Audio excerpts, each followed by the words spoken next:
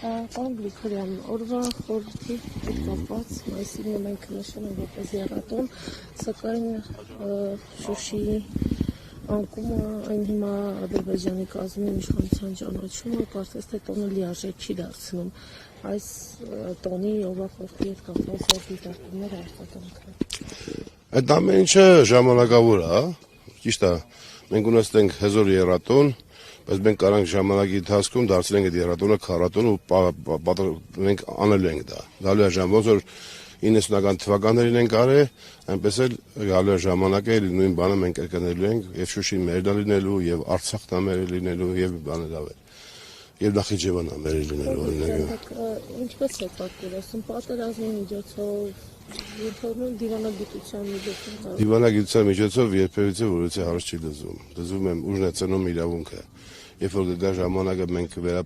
խմբավորվենք, այս իշխանություններին կհեռացնենք եւ այս իշխանությունները հեռացումից հետո նորից կվերազինենք մեր բանակը, տնտեսապես կհզորացնենք մեր երկիրը եւ պատրաստ կլինենք հակառակորդին թելադրելու, այն ժամանակ էլ կթելադրենք բնականաբար։ Իսկ այսօր խորհուրդը, այսօր մենք բոլորս էլ բոլոր գիտակից մարդիկ, ովքեր որ գիտակցում են Եռաբլուրի դերն ու նշանակությունը, այսօր եկել ենք ինչպես միշտ մշտական մեր հարգելի տուրքը մատուցելու մեր նահատակ հերոսներին,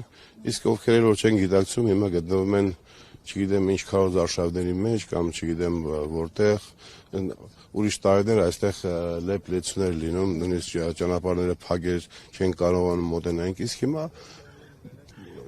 մենակ հասկացող մարդկանց համար այսօր, որ մարդիկ եկել են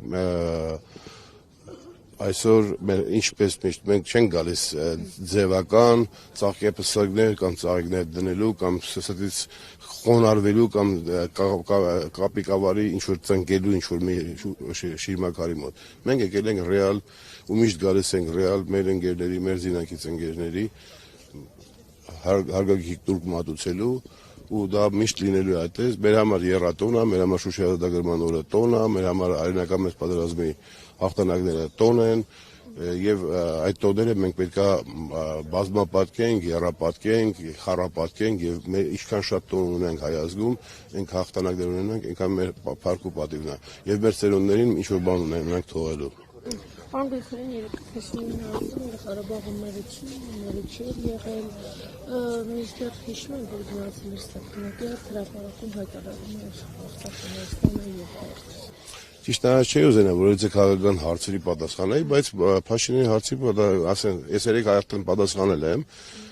ուղղակի պետք չի Փաշինյանի որևէ հայտարարությանը ընդհանրապես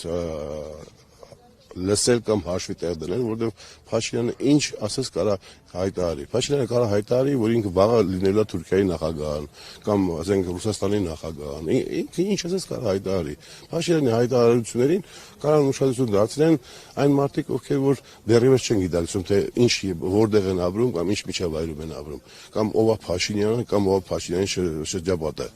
Ուղղակի պետք չի հաշվի տեղ դնել, մենք ովքեր որ փորձում են Փաշինյանի ասածները հաշվի տեղ դնել, ոնց որ մենք Փաշինյանի համար հատուկ PR ենք կազմակերպում։ Պետք չի, թող խոսա, բթամենը շատ կար ժամանակ է մնացել։ Շուտով հաղթելու ենք, շուտով գալու է ուժեղ Հայաստան ենք ստեղծելու ու տնտեսապես հզոր Հայաստան ենք ստեղծելու եւ պատրաստ ենք լինելու բոլոր մեր հարևան երկրների հետ համագործակցելու ըստ արժանապույնի։ Նաեւ Ադրբեջանի հետ։ Ոչ, Ադրբեջանի հետ չի կարելի համագործակցել ոչ մի պատերազմում։ Ընդհանրապես ոչ մի պատերազմում, ոչ էլ առևտրի պատերազմում։ Ադրբեջանը միշտ եղել է մեր թշնամին, միշտ լինել է մեր թշնամին ու